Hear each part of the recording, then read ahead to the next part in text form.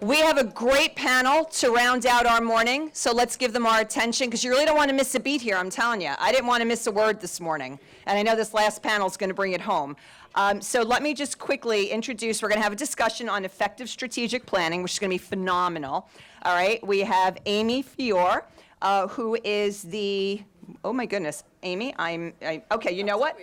Michelle is going to introduce everyone. Thank you. Michelle Henry is the East Region Executive for Corporate Social Responsibility with our great partner, JP Morgan. Michelle, take it away. Great, thank you, Michelle. You know, I'm going to have to step right in front of you. Okay, thanks. So let's see, yes, good morning, everyone. Thank you. I am, as Michelle noted, Michelle Henry. I'm the East Region Executive for Corporate Responsibility at JP Morgan Chase.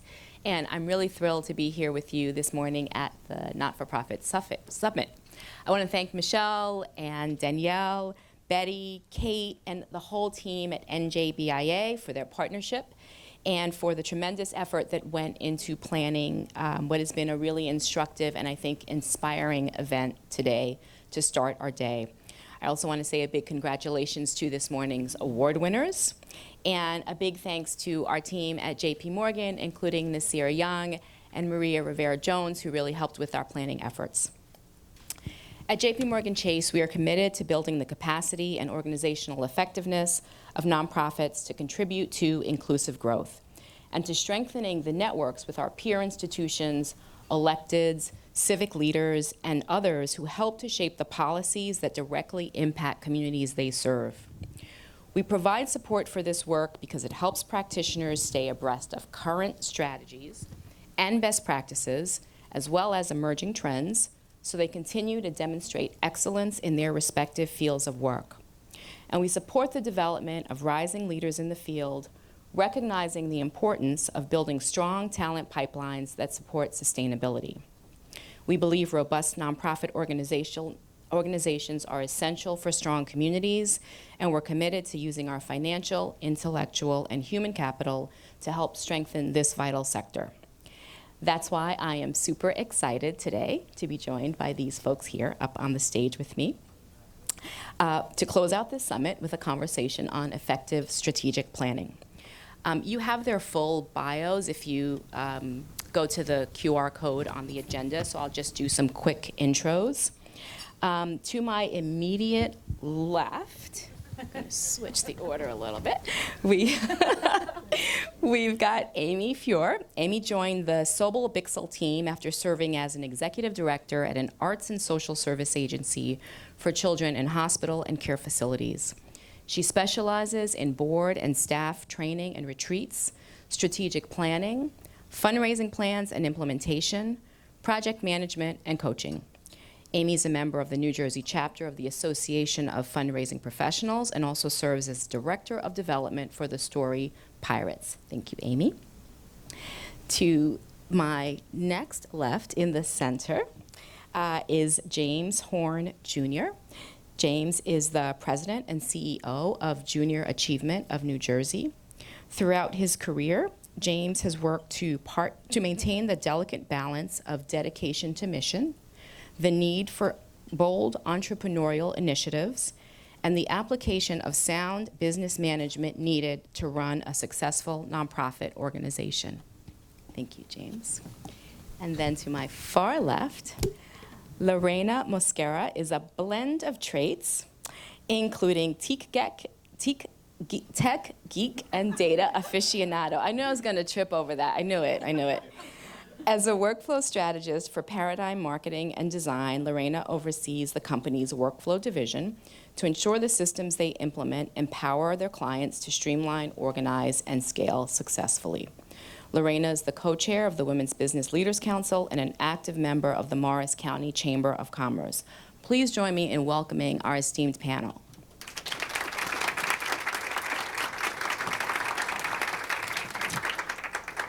So now that you know a little bit about their day jobs, I'm going to just kick us off with a question for each of the panelists, and I'll start with you, Lorena, and make our way down. No pressure or anything? No pressure, Gotcha. Easy, lob. Sure.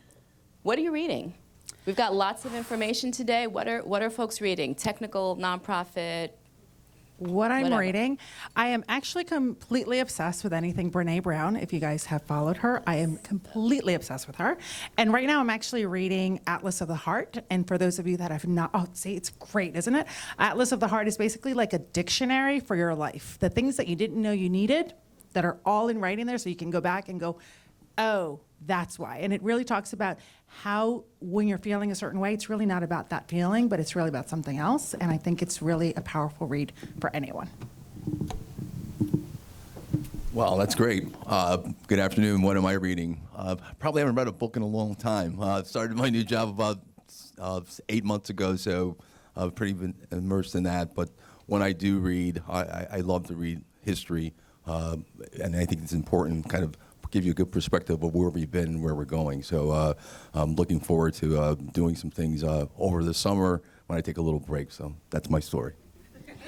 Sadly, emails are what I'm reading most of the time, and that whole thing about boundaries is a good one that I should follow. Occasionally, I get to a good audio book with a fluffy novel, but mostly emails these days. Great, thank you so much. And I'm actually reading Carla Harris's book, Lead to Win. She has been sort of on the circuit the past several months and there's some good nuggets in there. Okay, so before we begin, by a show of hands, who's got a strategic plan for their organization? That's fantastic. Whose strategic plan is sitting on the shelf after months and months of putting it together? Yay for honesty. Okay, honest. Okay, a couple. All right. So we've got some work to do up here, right? All right. Let's get started. So why does an organization need to put together a strategic plan? And I want to just state the obvious, which is that we've got kind of two maybe different but aligned perspectives represented on the panel. We've got an executive practitioner, and we've also got two consultants, right? So I think you'll hear sort of a slightly different bent and slightly different stories. So take what you need. And I'll start at the end with you, Lorena. Why? Why do we need a strategic plan? So I think we absolutely need a strategic plan in order for you to have a roadmap as to where you're going and where you want to be. And that includes, and people forget this a lot, it doesn't only include the goals as far as revenue and numbers and donations that you want to have, but also what activities do you want your team to be doing? What systems do you look at? What kind of growth do you look at from just not the numbers perspective, but also from the business professional development of your team and the overall technology, because technology, as we said, I'm the tech geek of the group, it evolves all the time. So you want to make sure that you're staying atop of that so that you can make sure you're doing the best you can with this little amount of energy as possible. Well, I think for me, the strategic plan is very helpful in terms of creating alignment with the team. Folks are doing their jobs on a day-to-day basis, and that look ahead, that ability to have vision and understand where the organization needs to go, and also be a part of helping design what that journey is going to be for the organization is important to get buy-in, to get people to really understand their role in the organization, and ultimately to think through what the environment's like. What are the threats that are in the environment that you need to be mindful of? Who's your competition?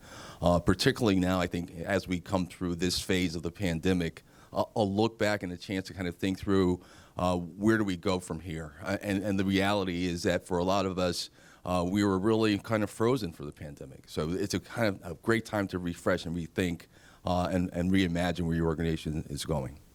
Can I just drill down on that just a little bit more? Sure. James? I know that you. Why?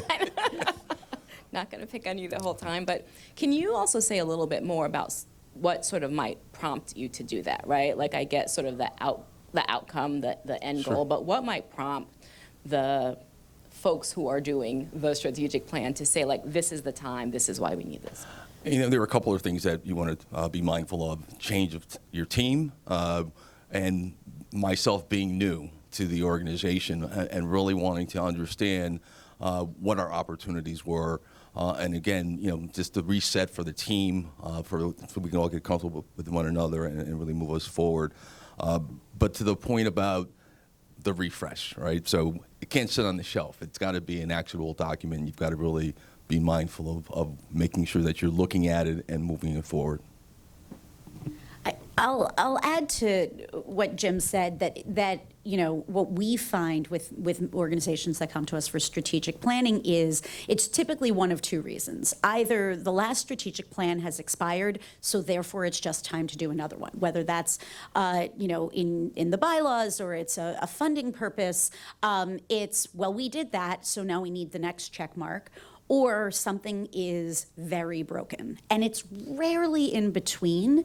And so I think I think that actually might be where it's problematic, that if it's just for the check mark, or it's because the organization has gotten to the point that it's absolutely broken, that's not the most effective way to be strategic planning. What I love about strategic plans is it creates an opportunity for the organization to hold up a mirror to itself, to allow everyone in the organization to, or valuable people within the organization, sometimes it can't be everyone, to say, this is what's working and this is what's not, and create time and space and safety to say those things, so that you can really look at, do we need another check mark, or do we need to make a change? Or more importantly, is something on the brink of breaking and, you know, and crashing and burning?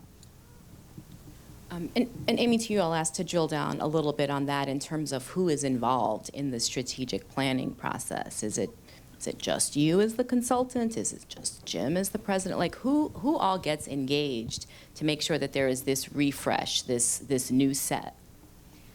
So I like to look at it as a prism for the organization. When I am engaging in a strategic plan, if I ask the executive leader, whether it's a board president or an executive director, to put together a steering committee and then to put together a list for me, a draft list of who we should interview. And if I look at that list and there is not a single program manager on it, if there is not a single recipient of services on it, I already know a lot about the organization. It means that those opinions, it's not that they're not valued, they're not even considered. They're not part of the planning of the organization. So I have gotten to the point that I won't run a board retreat without staff members involved in the strategic planning process and part of the retreat. And I learned it the hard way, because I worked with an organization, worked with them for 3 months, followed their lead, interviewed everyone that they insisted were the most valuable stakeholders. We put together the strategic plan. We spent a full day over a day of over coffee and the whole thing. And within 24 hours, they brought it back to their staff. And within 3 seconds, their program staff said, "This is great, but it's impossible. Here are all the reasons why it's impossible." And it didn't occur to them to bring a single program person in to say, "Hey, can we do this?" And whatever it was, whether it was HIPAA laws or COPA laws or what, there was, sometimes it's very, very easy to forget about the day-to-day stuff. And if you don't include a real wide array of individuals who have a stake and who have a point of view on what you're trying to do, then you're basically strategic planning in a vacuum. Well, I would say that the whole notion for me is my leadership team is a part of the strategic plan. I have a board committee that's involved. So we actually meet on a weekly basis to kind of understand the data, the surveys, and talk about them, refine the process. And that's, we'll bring our board in to kind of report back. So our process is really about having a large piece of the organization involved in the plan, and particularly for me, my leadership team, my board needs to be front and center in that, and then we'll bring the entire staff through kind of, this is what we're thinking, making sure that we didn't miss anything, and making sure that their voices were part of the planning process. Can you just talk a little bit about how you engage those constituents? So we actually have multiple audiences. So we've got our corporate partners that are very supportive of our work. We want to understand their priorities and ensure that we're inviting them to share what they need to have accomplished and making sure that they feel valued. We've got our educators, our school districts. They're a really important part of what we do. And we actually looked at the educator group differently based upon their communities, And what we're finding is it's interesting. The responses from an urban community might be different than the suburban community, but that's important for us to understand and really drill down as to the why. And then outside of that, we're looking for other key stakeholders, college presidents, other educators, business leaders in the community to really, get that voice. And I think that's what really makes it important for us is the willingness to ask those questions and get other people involved in the process. And I'm going to piggyback on that for just a second as well, in that we get brought into a lot of those board meeting planning sessions because it's important to have the wish list of all that you want to do. But if you don't have a way to measure and actually pull the data out of it, it's kind of pointless. So you want to make sure not only bringing in the right team, but also the right tools in there. So again, coming from the techie background, it's great that you want to be able to track all these things. But if you don't have a system, even if it's a glorified spreadsheet, which I absolutely love as well, you need to have some sort of tools in mind as you're making those plans so that you'll be able to pull the data and the metrics that you need to have in order to get those grants and to get those asks that you want. Thank you for raising that point, our data aficionado. That's always me. Everything, donor management or database management, that's so absolutely up my alley, which is why I always bring that up. Can you talk a little bit about sort of in your experience, like the key pieces of data? I mean, garbage in, garbage out, right? Like it kind of doesn't matter which system you have. So not to sort of sell any particular product or system, but in just thinking about the ways that you, or the types of information that you want to collect from your various stakeholders. Maybe you can share a little bit about that. So I will sell one product, and that's TechSoup. If you're a nonprofit and you're not on TechSoup, you need to create an account on TechSoup because the amount of free resources and free technology or discounted technology that you can get is incredible. So definitely register with TechSoup. With that said, I think one of the most important things to understand is that you do want to be a cohesive unit and you want to be all on the same page. I've had nonprofits that have come to me and saying, we're doing our fundraiser, we're doing our big annual gala, and this is the way we actually pull for sponsors. And they will literally sit in a conference room. All of them will be together with a printed out sheet from QuickBooks that shows all the checks that they received last year. And then they're literally going to go down this copied page and say, you take these and you take these and then you take these, and then we'll just touch base once a week. That's not really sustainable, right? As you're growing, it's really not effective. So again, whether you're using a actual donor management or an actual glorified spreadsheet, you want to have some sort of tool so that you have the history of the donors that you're going to. Who are those players that are constantly giving you money every single year for the same event? Maybe you can upsell them to a larger sponsorship. You also want to have the history of who said absolutely no way for that event, and for this reason, XYZ. You don't want to go back and make, you don't want to make that ask again if you know it's going to be a no. The other thing I think that's really important is you need to have some sort of key data points you want to track, whether it's a comparison and a key performance indicator from the number of attendees that you had at your gala last year versus how many attendees you have this year, or perhaps you want to know how many volunteers based on, like you were saying, geographically, right? Maybe you have more urban versus suburban attendees at certain events. You want to be able to capture the database, the points that you really need, maybe to apply for certain grants or to ask bigger asks in order to get those results. You really want to make sure you have those data points handy. I will also say that what we've discovered with a lot of our nonprofit clients is that once they have this data, they end up shifting the way they're doing the asks, and they start asking for annual contributions instead of just per event. And that's a huge time saver for anyone that's in the nonprofit world. And the reason they're able to do that is because they're able to say, this is how many social media followers your posts are going to hit. This is how many people are going to be seeing this postcard. This is how many people are going to coming to all of these events broken out by these. So it just allows you to have data to go and speak intelligently about the events that you're having and raises up your credibility. That's great, thank you. So we've talked a little bit about the sort of why we want to do this plan, what's prompted it, who should be engaged, but let's drill down a little deeper now into the actual process, right? Like how this gets done. I asked at the top, who's got a plan that's sitting on the shelf, even though you took a long time to draft it, even though a lot of work went into it. Let's just break that down, and I'll ask each of our consultant experts for maybe a sort of a little case study or a little example from one of your clients in terms of sort of how the process got started and really how you brought in all of these key components that we've already talked about, the fundraising piece, making sure your program folks are involved, making sure that your program recipients are involved. So since you've got the mic, Lorena, why don't you step So I love to talk about this one nonprofit that I've been working with for about 9 years now. And they are a religious-based organization, and they do concerts for communions and confirmations.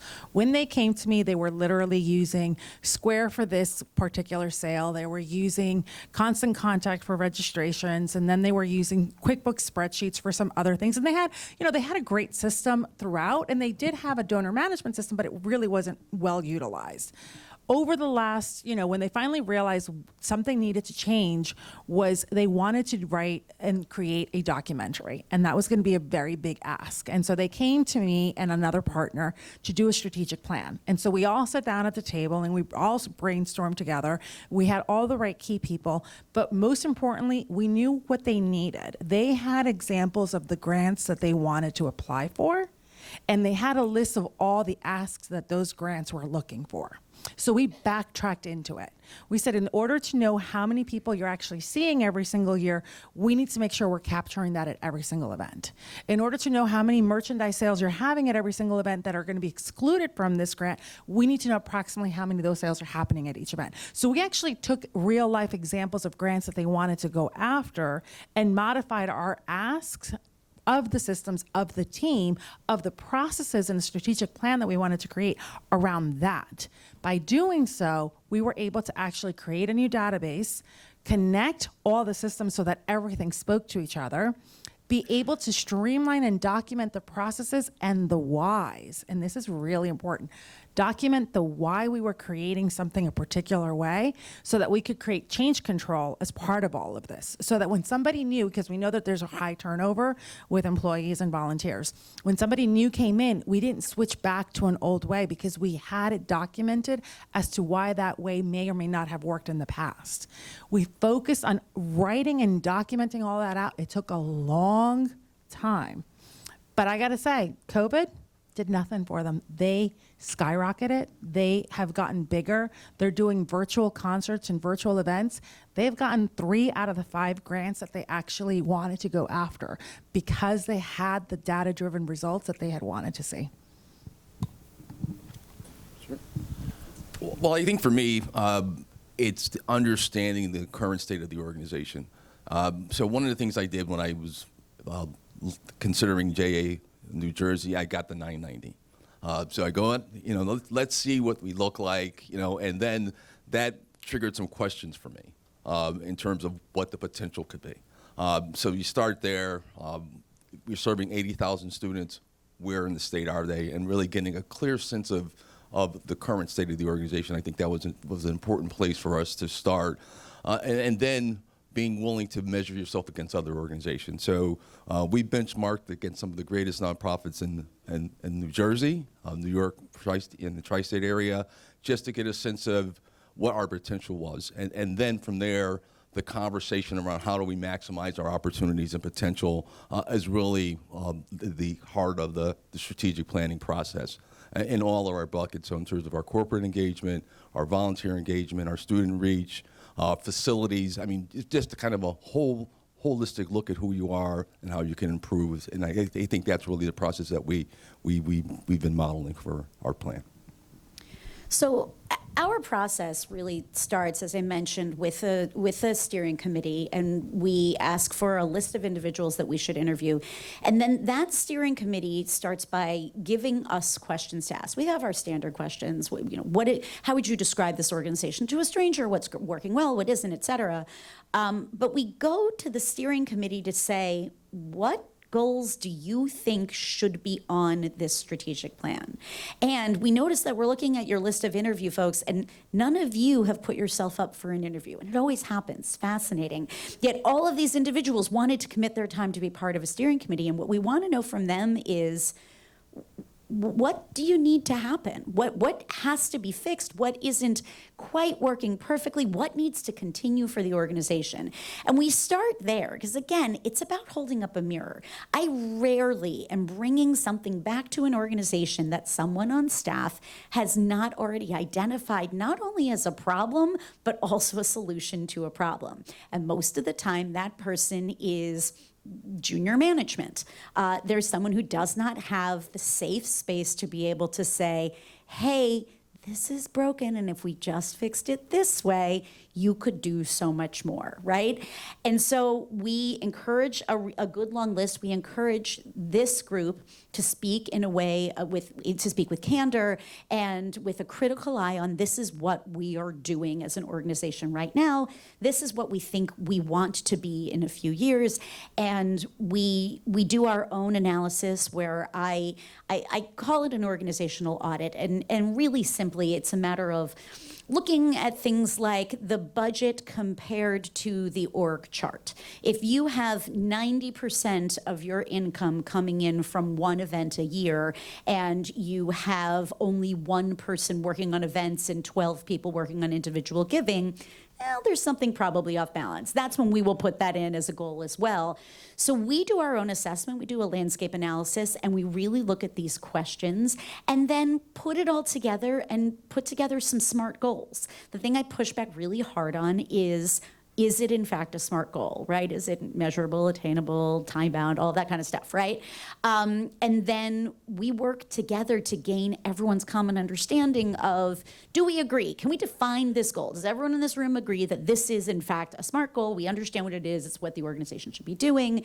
And then let's determine tactics. And what's really important to us in our retreat process is, we're not solving it today. You are not achieving the goal today. You are literally writing a roadmap for the goal. And the first goal always takes 45 minutes to get through because invariably there are two people who are in the room that are like, well, we're just gonna do this. I've already Googled it and I have a solution. And it's like, oh, okay, maybe we could do it together. Like maybe we could involve some other stakeholders in this. And so what we do is we figure out who is going to be responsible. What are the budget implications? What are the KPIs? So that we know that we are moving in the right direction and we can achieve the goal. So that it doesn't sit on the shelf, it becomes this living, breathing thing that is on multiple people's to-do lists. And that, to me, is the most important thing. If it is, the one thing I promise is I will not give you a PDF of your strategic plan. Because if I give you a PDF, that means it's not going to change. And I can guarantee you, if you are all sitting in a room on a Sunday over bagels and coming up with ideas for the next 3 years, they're going to change, right? They're supposed to change. So let's make this a working document. Let's make these timelines. Let's put all of these on calendar appointments that everybody can edit so that when we don't hit the milestone at exactly 3 months, we can just push it back a few weeks so that this doesn't have to feel like an epic failure. Great, thank you. We've heard a ton in a relatively short period of time. Data points and documentation, definitely listening to your teams during this process, right? I love what you said. They often know what the problem is and they know what the solution is, right? You're not bringing in an expert to find the solution. I want to just pause here. I'm looking around the room. I'm seeing a lot of writing going on. I wonder if anyone's writing down questions that they want to ask of our panelists. Right away. All right, okay. You were waiting, okay. I'm Erin from Garden State Equality. I've been through, in different agencies, I've been through strategic plans. But my question is, what is the length of the strategic plan? I've seen 1 year, I've seen 2 years, I've seen 3, 5, 7. What is the starting point of the length of time of that strategic plan? My answer is as long as it takes to achieve your goals. And I'm asked that question all the time. Well, are you going to do a 3-year or a 5-year? I don't know what your goals are yet. I can't answer that for you yet, right? And if I'm setting you up to say, this is where you're going to be in 3 years. It's this whole thing of the clients come to us when their strategic plan has expired. Well, did it and often it's not as clean as, well, it expired or it's just sitting on the shelf. It's, did you achieve everything? Did you actually hit all the milestones that you were intending to hit? And I think it's a disservice, and I have lost clients because of this, because their funding says they must have a strategic plan for 3 years. Okay, but I'm telling you, what you're looking at is gonna take 4. If all of you do everything you're promising to do over that bagel, right? And I don't think you're really going to be able to accomplish that. So I think that they need to be fluid. And if the group isn't thinking that way, to me, it's, you know, I would look for that kind of information from the steering committee, because that icebreaker is going to be very, very different at the beginning of that retreat if everyone is stringent, but it must be exactly 3 years. So I would just add that the journey for the plan, right? So it could be 3 years, could be 5 years, but what are your benchmarks along the way that you're going to measure yourself against? And then are you willing to maybe modify the plan if you're not meeting the benchmark or the environment changes? So it needs to be an organic, living document with your ability to manipulate it if needed. I mean, if you had a strategic plan prior to the pandemic, so it's probably a different plan now, right? And so I just think being okay with being okay that you've got this document, it's a guidepost, it's not etched in stone, and using it as an opportunity to kind of measure yourself, but being okay to say, well, that's really not going to work. So the environment's changed. That major donor left us. So you just have to be kind of mindful of being in touch with your environment as you go through the plan. And I'm just going to piggyback on that, and that my clients, when they've done these, you know, if it means that you can't start one because you can't agree on the time frame, I'd rather you start with a 1 year than not do anything at all, right? So, I mean, it's not so much that you have to agree on the time frame from the get-go. It's the fact that you're sitting down to do something and coming down with some KPIs and some milestones to work with. Other questions? Hi, I'm Elizabeth Williams-Riley with Dash Consulting. I have a question around how do you help organizations look at prioritizing? You can have all the goals, objectives, and everything you want, and all that planning over the bagel, but how do you help organizations really begin to prioritize that whole scheme of things that they're thinking about? Sure. I think there's a difference between prioritizing and what you do first. And that is, I think, where we get stuck is, but this is the most important thing we need to do, but sometimes you can't do that thing yet, right? And so it is about listening to one another. It is about agreeing on a priority, and you know, if no one can get to the same page about how long this strategic plan should be for, again, I feel like then you need to be doing a team building that everyone needs to be listening to each other. But prioritizing it's about listening, and it doesn't have to be ranked necessarily. The only ranking you really need to do is the practical timeline. If we want to achieve this thing, right, this thing up here, but we need this much money to get there, then fundraising has to be the priority.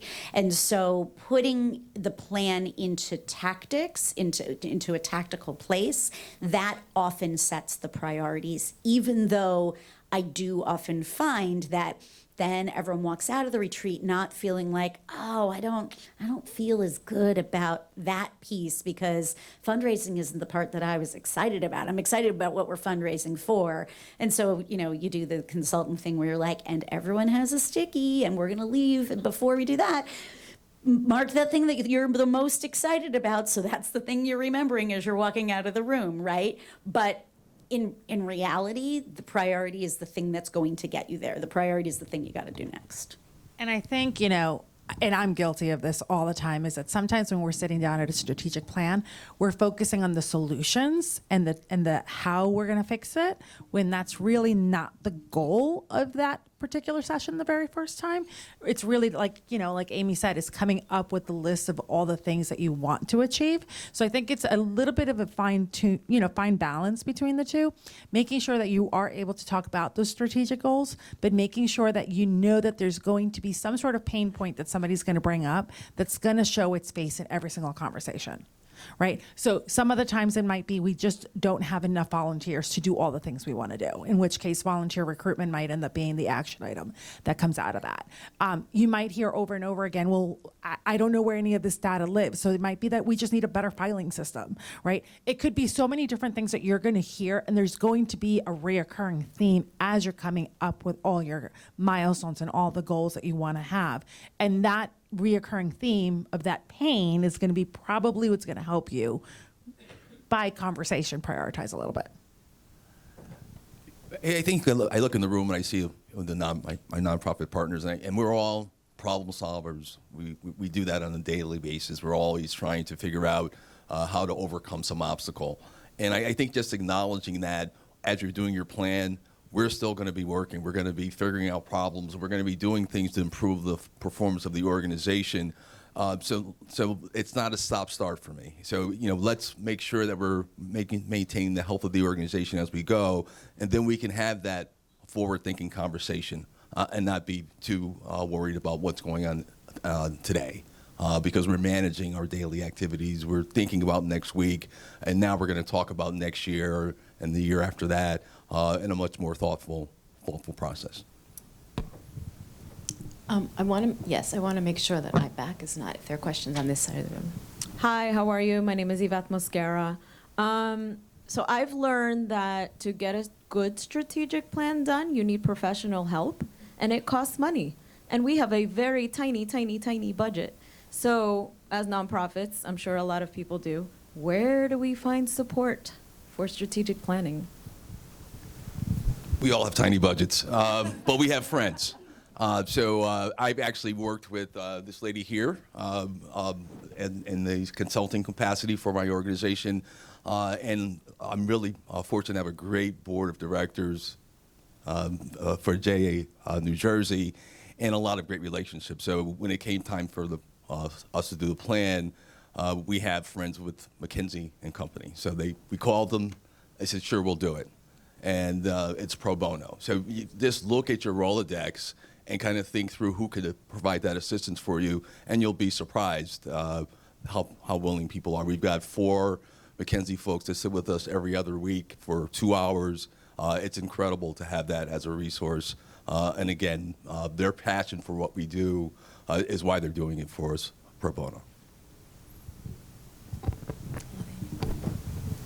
I'll add that we are seeing funders stepping up for strategic planning. It's actually it's a nice project proposal to do if you're talking to funders that are focused on capacity building. So we're very fortunate that they are doing that. And I'll also add from a budget perspective.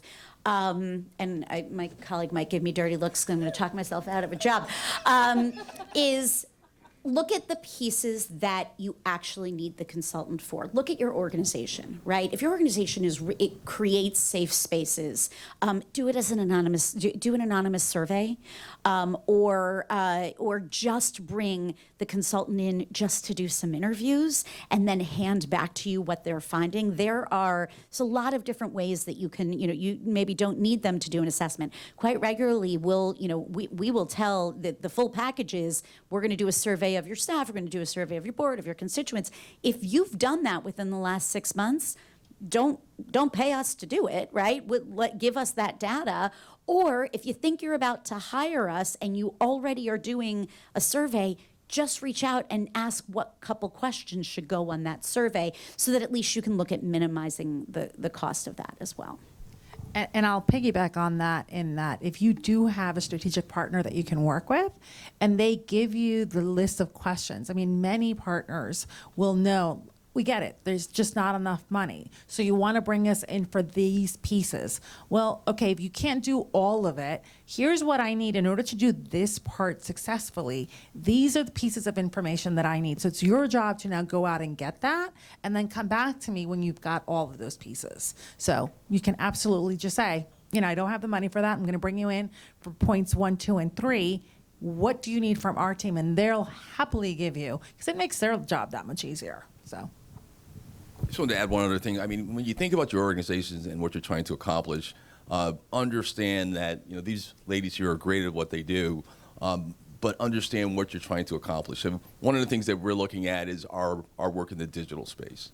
So the McKinsey guys, they could help, but that's not really their expertise. So I've actually reached out to someone that is really familiar with that work, and they've done the analysis of who we are and in terms of our digital performance, and we'll bake that strategic detail into the overall plan because it felt like it was the right thing to have someone in that space to provide that service that understood that work more intimately than perhaps McKinsey team did. Hi, I'm Bridget Cutler from Moms Helping Moms, and we are in the midst of strategic planning, so this is very helpful. Thank you. So we have a relatively small team, staff and our board, and we have already interviewed everybody. We've already done our SMART goals. We have surveys out to our partners. And we like to be very inclusive because we have a small team. We're pretty tight-knit. We like to be very inclusive when we're having planning meetings, planning conversations. We really like to get everybody's point of view. But I'm realizing as we start working with a consultant that we hired, and we did receive a capacity building grant, so I want to say that there's a couple that are available. Who needs to be involved from this point moving forward? We've already spoken to everybody we've needed to speak to, and I'm a little bit afraid of involving too many people now from this point on because it seems like it may not be super efficient. So what would your suggestion be? I think and we that don't want to this is insult just anybody. easy. We don't want to make anybody feel discluded, but we also need to get this done. We're debating over here who gets to answer your question. So what I always say is, first of all, you want the loudest voice in the room who's going to be annoyed if you don't include them. You're going to hear about it if you don't include them. You also want the quietest person who always has something, who's paying attention, has something thoughtful to say. And then, you look for the post people in between, of those extremes. Typically for a retreat, it's the entire board and key staff members, because it becomes internal, and so typically funders are not involved beyond the board, are not involved in the retreat process. There's also then a version of the retreat, a version of the plan that is public, that is shared with the funder and to let people know this is our vision, right? But the actual detail of, Kathy is going to be the one that's going to make these phone calls, that stuff stays internal. But usually when you are trying to do this last part, I think you have more than 20 people, and you're right, it is too many. And you know who is going to derail, and you know who needs to hear everyone else on the same page. My answer is your gut is probably pretty good on who should and shouldn't be in the room. It really depends on every organization. But 20 is already a lot, 15's ideal. But if you have to follow your instinct on that. What ultimately is going to get the job done and make your life slightly easier as you're trying to accomplish it is my best advice on that. So my process, and it might not be the right process, but I'll just share it with you anyway. So as the leader of the organization, I really want to understand what I'm trying to accomplish, what my vision is. So I want to start with a conversation with whomever my consultant is, by myself. And let's kind of talk about this is what I'm thinking, this is what I feel. Let the consultant kind of respond to that. And then I bring in the leadership team and the board, and we have some conversations with each group separately. And ultimately, we'll bring the staff in at some point. But one of the things that I'm sensitive to as an organizational leader is that if I let this plan just flow and everyone has input, then I've got to guide something that I didn't really build. It's kind of uncomfortable, right? Because if you don't have buy-in as a leader in the plan, how are you going to then move the plan forward? So I am a firm believer that as the organizational leader, I need to have and set the course for the plan and then bring the team on as we go forward. I'm going to mention a little unorthodox opinion here.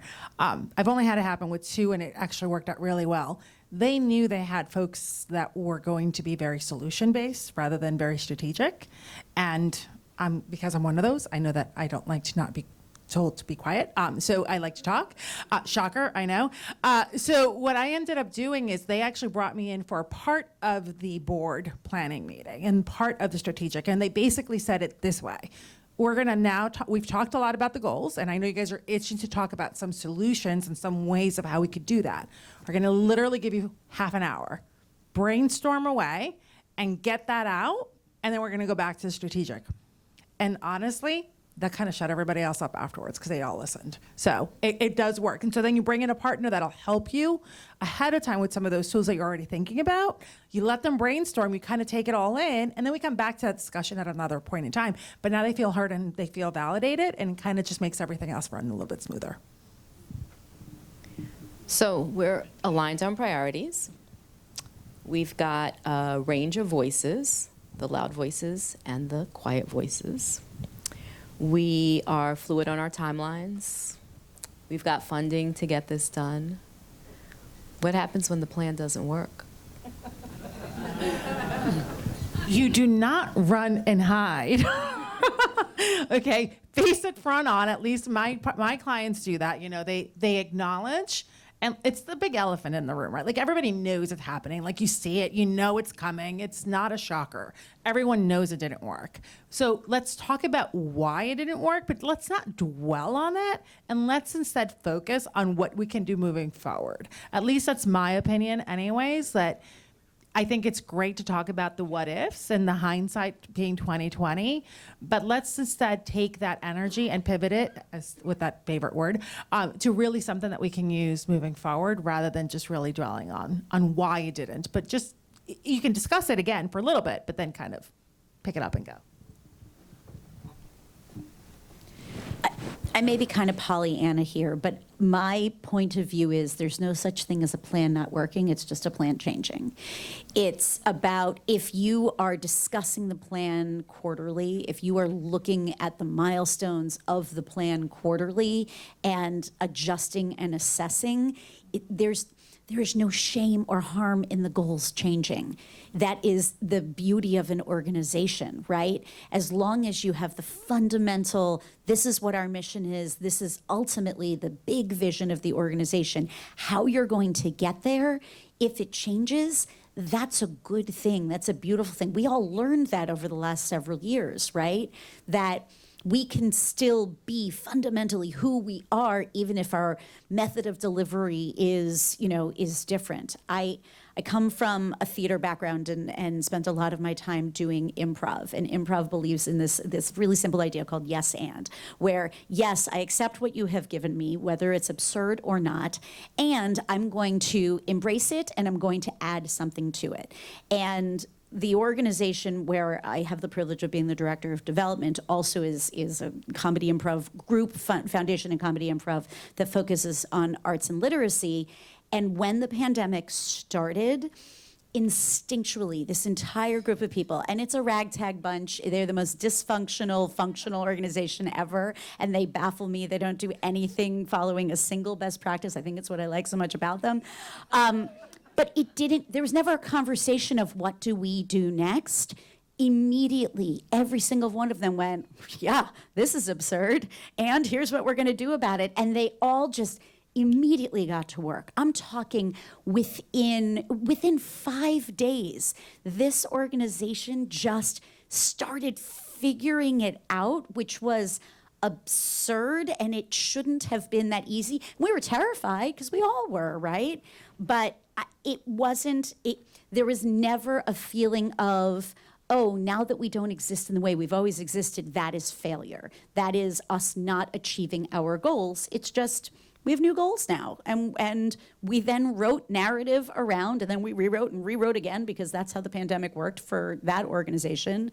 We rewrote the narrative around the goals, that this is that we're excited about this, and this is what ultimately we've always wanted to do. We just did not think this was going to be the path to get us there.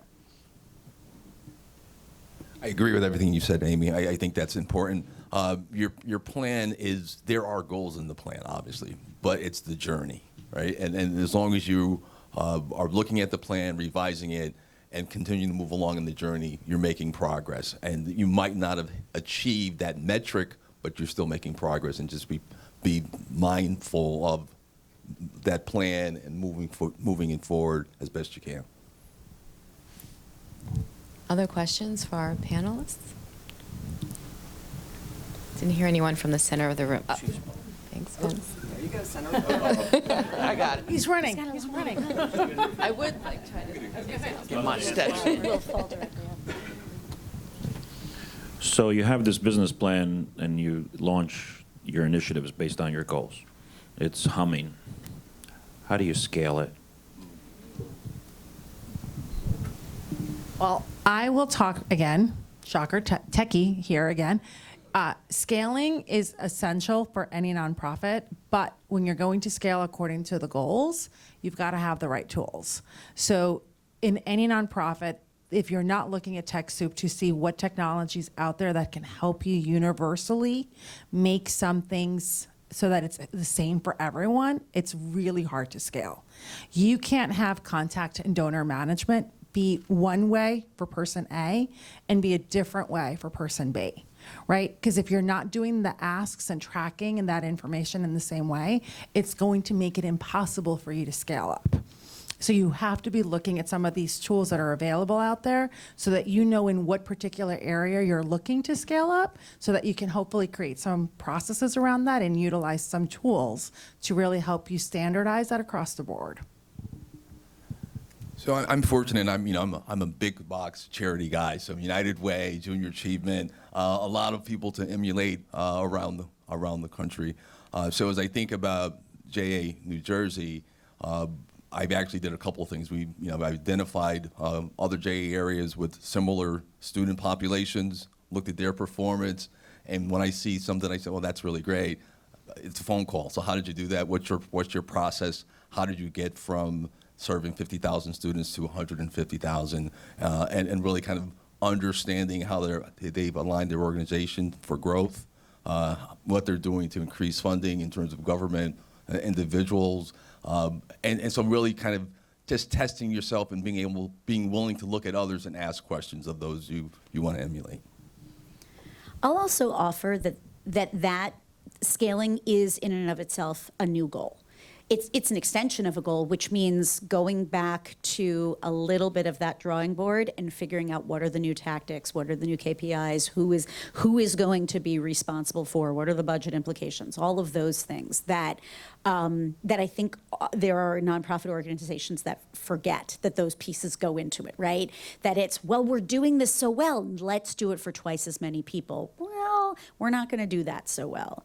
And again, I'm talking myself right out of a job, but I think that strategic planning, while yes, it's great to carve out time every 3 to 5 or 6 years to do it, it should be part of your process for any major shift within an organization. So if you start rethinking, if you find something's not working, my hope is always when you leave the retreat, you've also gained some tools to be able to bring that to your everyday, so that you're not waiting 3 more years and for board buy-in and the whole thing, right? And to raise the money, to bring in the consultant, the whole thing.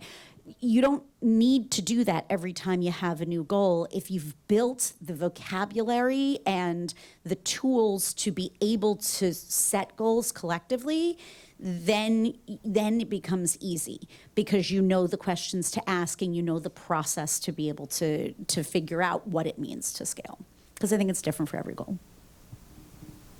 And I'm a firm believer in doing something that I call mapping in every time that I've got a nonprofit that finishes their strategic goal. And it's literally taking out the good old-fashioned huge Post-its, right? and drawing out what you want that process to be. You know, in order to reach this KPI, because now we've shifted from the goal to the tactical and how are we going to actually do it, and taking out the dry erase board, taking out the big Post-its and saying, if we want to get to that KPI, what are the actions that we need to do and how are we going to do it, and getting that buy-in from everybody, and literally drawing out the good old-fashioned, you know, if this, then this is going to happen. If that, then this is going to happen. And then breaking it out some more. Creating that blueprint of every single thing that you're hoping to do is going to help your team have buy-in as to how do we do this, and it's going to help you see where the gaps are. It's going to help you see that we don't have anyone in this role over here, or we don't have a way of tracking this particular point over here, and we're not going to be able to scale if we don't figure that out. So while you might have that goal and that KPI, drawing it out and really getting down to the nitty-gritty is going to help you kind of figure out where those gaps are. Great, thank you. No questions? Okay, last one in the back.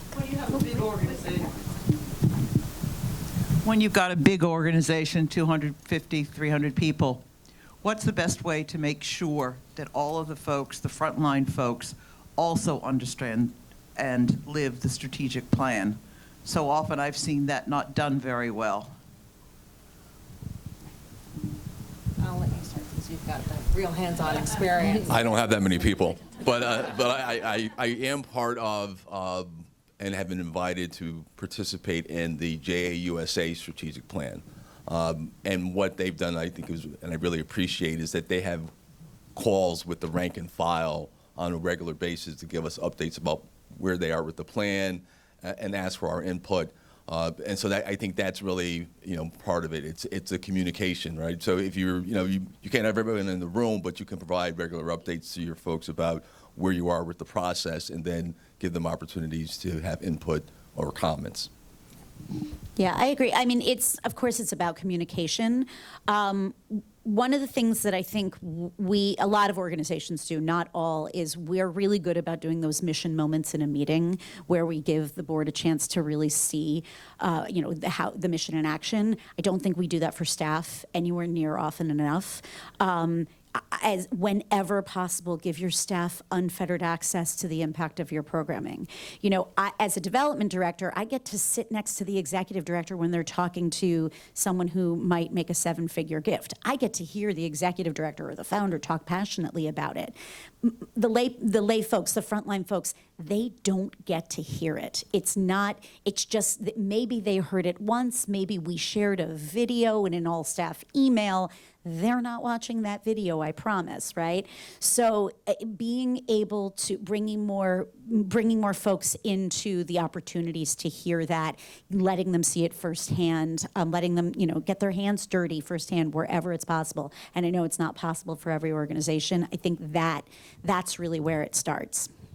And I get to have the pleasure of being on both sides, right? I get to have the pleasure of being in the board and having some strategic conversations, but then usually my team is doing the training on whatever tools that they've implemented in the hands-on, and I get to hear the frustration of, like, why am I having to do this now? It was working really well the way that I was doing it before, and now you're making me do it this way, or you're introducing a new tool or a new process or a new something, and I'm the one that has to deal with the aggravation. So I think it's super important, and what's worked for most of my clients, both profit and nonprofits, is exactly what you said, right? You're having those big meetings and you're having those presentations, but then you're doing small clusters of that as well to hand out that message, both going up and coming down, right? You want to make sure that if there's a pain point that is very obvious for somebody that is going to be doing this particular process or this particular thing in this new way, and they're saying that it's not going to work, we can bring it back up.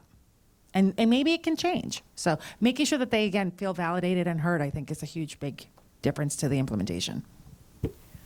Please join me in thanking Lorena, Jim, and Amy.